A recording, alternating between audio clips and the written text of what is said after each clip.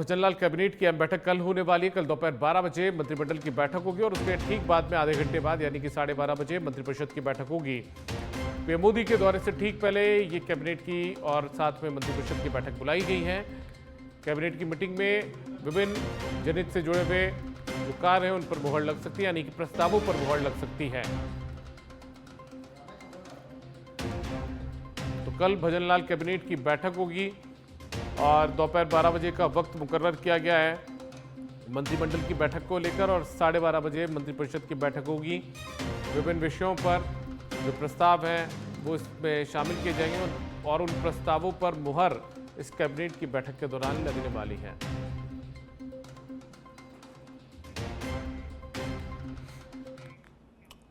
प्रधानमंत्री नरेंद्र मोदी के बांसवाड़ा दौरे की तैयारियों को लेकर मैराथन बैठकों का सिलसिला चल रहा है। आज मुख्यमंत्री भजनलाल शर्मा ने भी उच्च अधिकारियों की मैराथन बैठक ली। इस बैठक में मुख्य सचिव सुधांशु पंत, डीजीपी राजीव शर्मा और एसीएस शिखर अग्रवाल समेत उच्च अधिकारी मौजूद रहे हैं।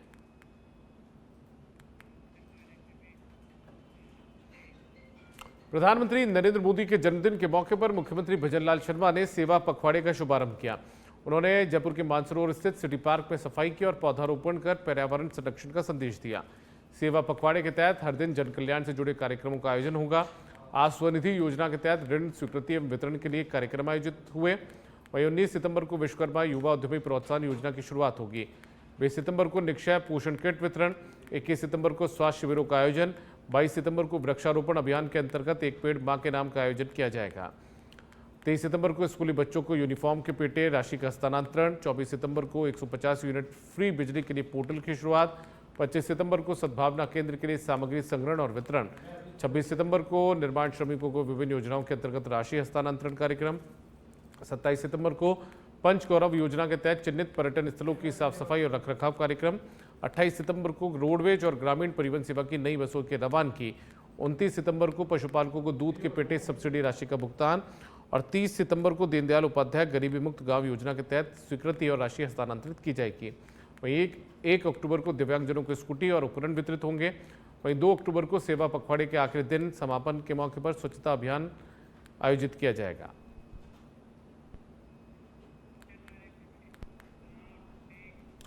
मुख्यमंत्री भजनलाल शर्मा ने आज जयपुर में आदर्श नगर के रोटरी सर्किल स्थित अंबेडकर भवन सामुदायिक केंद्र में शहरी सेवा शिविर का निरीक्षण किया।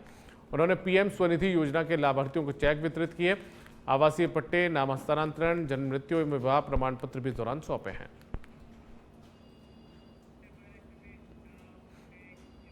जयपुर में कला, साहित्य, संस्कृति एवं पुरातत्व विभाग की ओर से सांस्कृतिक सृजन पखवाड़े के तहत राजस्थान इंटरनेशनल सेंटर में एक आयोजन किया गया। इस कार्यक्रम में डिप्टी सीएम दिया कुमारी शामिल हुई। जयपुर शहर सांसद मंजू शर्मा भी इस दौरान मौजूद रहीं। यह आयोजन 17 सितंबर से 2 अक्टूबर 2025 तक पूरे राजस्थान में होंगे, जिसका उद्देश्य राज्य की समृद्ध सांस्कृतिक धरोहर, लोक कलाओं और मूल्यों को बढ़ावा देना है। बिल्कुल हमारे सांस्कृतिक सृजन पखवाड़े का आज एक आयोजन था। वैसे बहुत सारे आयोजन होने वाले हैं पूरे राजस्थान भर में।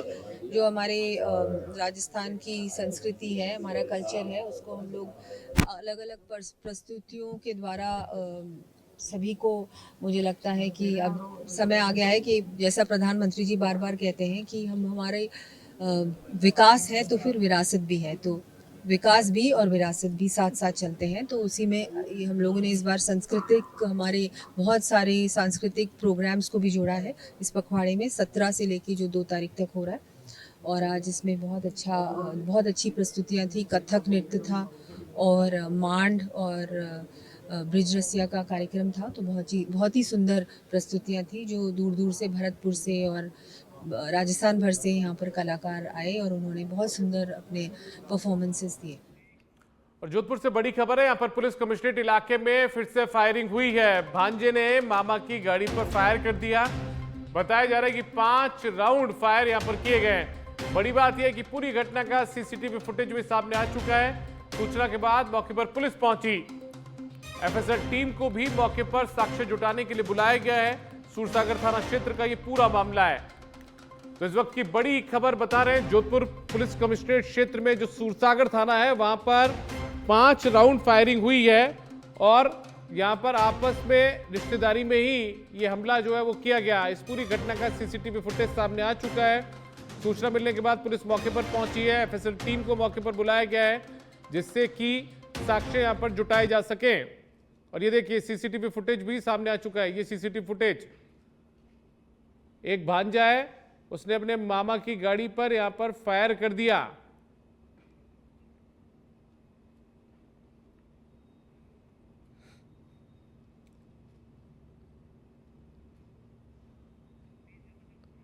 तो बड़ी खबर सूरसागर थाना क्षेत्र से सामने आई है। जोधपुर कमिश्नरेट इलाके के अंदर यहां पर भांजे ने मामा की गाड़ी पर फायरिंग की है।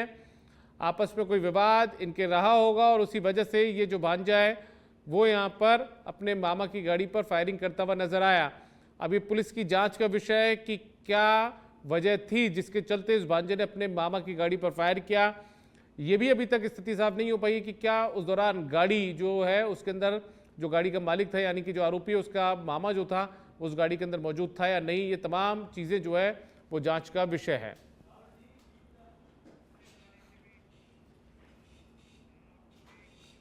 आगे बढ़ते हैं। डीग में नगर रोड पर एक ट्रेलर ने बाइक सवार नगर परिषद कर्मचारी भगत सिंह को टक्कर मार दी।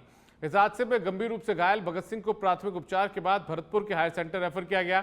पुलिस ने ट्रेलर को जब्त कर लिया है। यह घटना जब हुई तब भगत सिंह अपनी ड्यूटी खत्म कर डीग नगर परिषद से अपने गांव नारायणा कटता लौट रहे थे। गांव के पास अलवर की ओर से आ रहे एक ट्रेलर ने उनकी बाइक को जोरदार टक्कर मारी। ये टक्कर इतनी भीषण थी कि भगत सिंह सड़क किनारे अचेत अवस्था में गिर गए। राहगीरों ने घायल भगत सिंह को सड़क किनारे देखा और तुरंत एम्बुलेंस को सूचना दी। पुलिस ने टक्कर मारने वाले ट्रेलर को सदर थाने में रोक लिया और आगे की कार्रवाई की जा रही है। बानसूर के तहसील परिसर में एक पटवारी अपने बेटे, बेटी और पत्नी के साथ धरने पर बैठ गया। पटवारी का कहना है कि साल 2000 से न्यूनतम वेतन पर काम कर रहा है, लेकिन पिछले 25 सालों से उसका मानदेय नहीं बढ़ाया गया। धरने पर बैठे पटवारी घनश्याम शर्मा ने कहा कि लगातार सरकारों को ज्ञापन देने और मांग उठाने के बावजूद सुनवाई नहीं हुई। मजबूरन उसे परिवार समेत तहसील परिसर में धरना देने आना पड़ा। वर्तमान में बानसूर विधानसभा की चूला ग्राम पंचायत में पटवारी पद पर कार्यरत ये शख्स है और आज भी 13,000 की तनख्वाह से गुजारा कर रहा है। परिवार जो बैठा है वो मृत्यु के समान है, मृत है ये समझो आप। तो मैं तो ये कहना चाहूंगा कि ये जो परेशानियां मेरे साथ में हो भगवान किसी के साथ नहीं करे। 25 साल से न्यूनतम वेतन ले रहा हूँ, आज तक मेरे को पूरा वेतन नहीं दिया गया। जबकि मेरे पास बताइए क्या मामला है। मामला कुछ भी नहीं है साहब, शिक्षण हो रहे थे, मेरा जो वेतन निर्धारण होना था वो होना था, लेकिन आज दिनांत तक नहीं हुआ। 25 साल से बैठा हूँ मैं इसी इंतजार में, कब होगा कब होगा। सिर्फ 13,000 रुपये तनख्वाह लेके मैं मेरा काम चला रहा हूँ। कौन से डिपार्टमेंट? मैं पटवारी हूँ चूड़ा। ये मेरी बच्ची है, ये मेरा बच्चा है। जयपुर की एक निजी यूनिवर्सिटी में हिंदी पखवाड़े के अवसर पर राष्ट्रीय एकता और सांस्कृतिक चेतना में हिंदी भाषा के योगदान पर आधारित एक विशेष कार्यक्रम आयोजित किया गया। कार्यक्रम में युवा गीतकार और लोकप्रिय कवि सिद्धार्थ कुमार को मुख्य अतिथि के तौर पर आमंत्रित किया गया। गीतकार सिद्धार्थ कुमार ने अपनी एकल काव्य प्रस्तुति में शायरी को एक नए अंदाज में पेश किया। उनकी कविताओं ने युवाओं के मुद्दों, गरीबों के अधिकार, मजलूमों की आवाज़ और सांप्रदायिकता के खिलाफ मजबूत संदेश दिया। सिद्धार्थ ने युवाओं को प्रेम से इतर देश में व्याप्त गरीबी, बेरोजगारी और सांप्रदायिकता के खिलाफ आवाज़ उठाने का आह्वान किया है।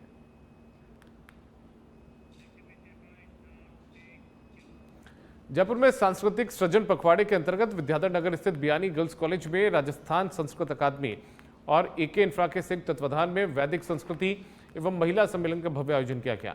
कार्यक्रम का शुभारंभ मुख्य अतिथि उप मुख्यमंत्री दिया कुमारी ने दीप प्रज्वलन के साथ किया। दिया कुमारी ने अपने संबोधन में भारतीय संस्कृति, परंपराओं और मूल्यों के संरक्षण और प्रसार की आवश्यकता पर जोर दिया। कहा कि यह आयोजन प्रधानमंत्री नरेंद्र मोदी के जन्मदिन के उपलक्ष्य में समाज के हर वर्ग तक संस्कृति और संस्कारों को पहुंचाने का एक प्रयास है। उन्होंने वोकल फॉर लोकल और आत्मनिर्भर भारत जैसे अभियान को सांस्कृतिक पुनर्जागरण का प्रतीक बताया। कार्यक्रम में विद्वानों ने भारतीय परंपराओं में महिलाओं की भूमिका और उनके संस्कारों पर प्रेरक व्याख्यान प्रस्तुत किए। पारंपरिक गीतों और मंत्रोच्चारण ने वातावरण को आध्यात्मिक ऊर्जा से सराबोर किया। यह आयोजन भारतीय संस्कृति के प्रति जागरूकता बढ़ाने और समाज में सकारात्मक मूल्यों को प्रोत्साहित करने में महत्वपूर्ण कदम साबित हुआ। संस्कृत अकेडमी की ओर से जो सांस्कृतिक कार्यक्रम है उसका आयोजन हुआ। हर एकेडमी अपनी ओर से बहुत सारे इस तरह के आयोजन कर रही है। हमारी राजस्थान की संस्कृति, भारत की संस्कृति, हम सब जानते हैं कि ऐसी संस्कृति है जो इतनी हमारी भव्य संस्कृति है, ऐसी गौरवशाली हमारा इतिहास है। इसके बारे में हमारी नई पीढ़ी को और मुझे लगता है आज के युग में बहुत सारे लोगों को जानकारी नहीं है। चाहे हमारी कला है, चाहे जैसे हमारे जिस तरह से हम संतों का सम्मान करते हैं, चाहे हमारे जो सांस्कृतिक जो हमारे ये गायन है, क्लासिकल म्यूज़िक है, डांस है, पेंटिंग है, ये सारी चीज़ें धीरे धीरे आपने देखा लिप्त होती जा रही हैं, समाप्त होती जा रही हैं। तो इनको और मुझे लगता है कि ज़िंदा रखने के लिए, आगे बढ़ाने के लिए ज़रूरी है कि हम इस तरह के कार्यक्रम करें। और माननीय प्रधानमंत्री जी भी इसमें ये जो सेवा के कार्यक्रम हो रहे हैं उसमें कल्चर को भी। सालासर के विश्व प्रसिद्ध सालासर बालाजी मंदिर में संस्थापक संत शिरोमणि मोहनदास जी महाराज की समाधि तिथि श्राद्ध के अवसर पर इस वर्ष शुक्रवार को 232वां श्राद्ध महोत्सव धूमधाम से आयोजित किया गया।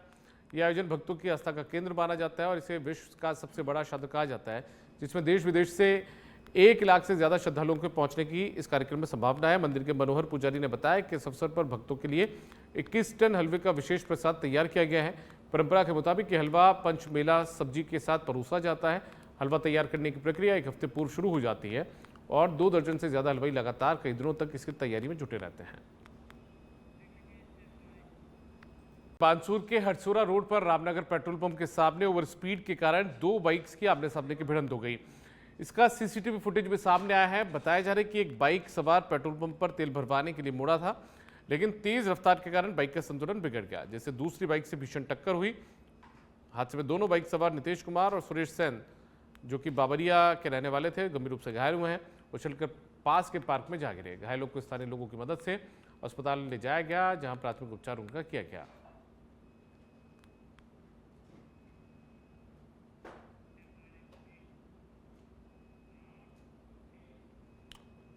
टोंक जिला प्रमुख सरोज बंसल ने अधिकारियों की क्लास लगाई है। लांबा और दाकिया के सेवा शिविर में जिला प्रमुख पहुंची थी। दाकिया में अधिकारियों की अनुपस्थिति पर उन्होंने नाराजगी जाहिर की। कहा कि ग्रामीण शिविरों में अधिकारी अपनी सीटों से नदारद हैं। उन्होंने कहा कि उपस्थिति लगाकर अधिकारी गायब हो रहे हैं, ये सही नहीं है। शिविर लगाने का मकसद ग्रामीण लोगों को सेवा देना है। बीडीओ सविता राठौर के सामने जिला प्रमुख ने अधिकारियों को आईना दिखाया। जिला प्रमुख ने अधिकारियों को आमजन की समस्या के समाधान के निर्देश दिए। तहसीलदार और बीडीओ की अनुपस्थिति थी। अधिकारियों के खिलाफ कार्रवाई के निर्देश यहां पर बीडीओ और तहसीलदार को दिए हैं। लांबा के बाद दाखिया में भी अधिकारियों की अनुपस्थिति पर जिला प्रमुख ने नाराजगी जाहिर की।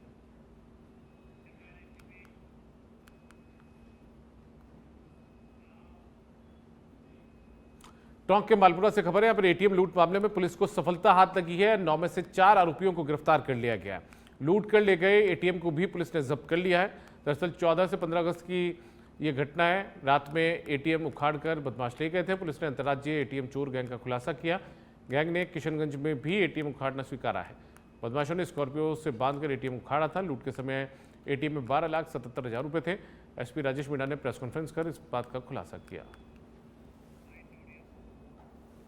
सभी को ज्ञात होगा कि 14-15 की रात को मालपुरा कस्बे में एटीएम चोरी हुआ था, जिसमें एक वाहन से बांध कर इसको ले गए थे। उसके बाद से ही हमारे मालपुरा सेक्टर के additional SP, CO Malpura, SHO Malpura और सभी थाने की टीम और जिला स्तरीय टीम भी गठित की गई, जिसमें हमें काफ़ी अच्छी सफलता मिली है। टीम ने लगभग बहुत सारे कैमरे देखे, बहुत सारे नंबर देखे, पूरे रूट को चेक किया, अलग अलग तरीके से जितने भी प्रयास हो सकते थे वो सारे किए। तो उस चीज़ को ट्रेस आउट करने में हमें बहुत मदद इसमें सफलता मिली है।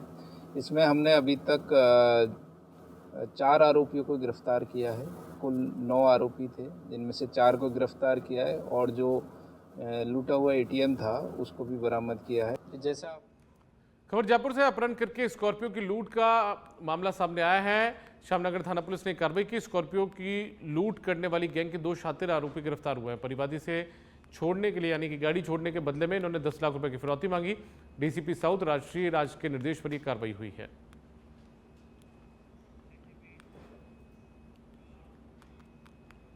अगली खबर भी जयपुर से। यहाँ पर श्यामनगर थाना पुलिस ने शातिर ठग महिला को गिरफ्तार किया। सोने की ठगी करने वाली शातिर महिला आरोपी जो है दीप्ति जैन, उसे पकड़ा है।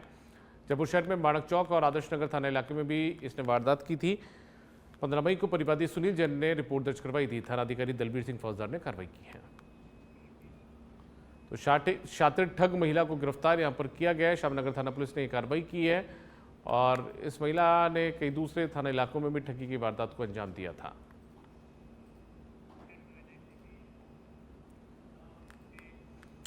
प्रतापगढ़ के अंडौर क्षेत्र में लगातार हुई भारी बारिश ने किसानों की मेहनत पर पानी फेर दिया है। अधिक बारिश के कारण खेतों में खड़ी सोयाबीन की फसल पूरी तरह से खराब हो गई है।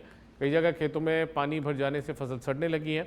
मजबूर होकर किसानों ने अपनी फसल की हकाई करना शुरू कर दिया। किसानों ने बताया कि मौसम की इस बार से उन्हें भारी नुकसान उठाना पड़ रहा है। कई किसानों ने कृषि कार्यों में कर्ज लेकर निवेश किया था, लेकिन फसल नष्ट होने से अब उनका कर्ज चुकाना भी मुश्किल हो गया है।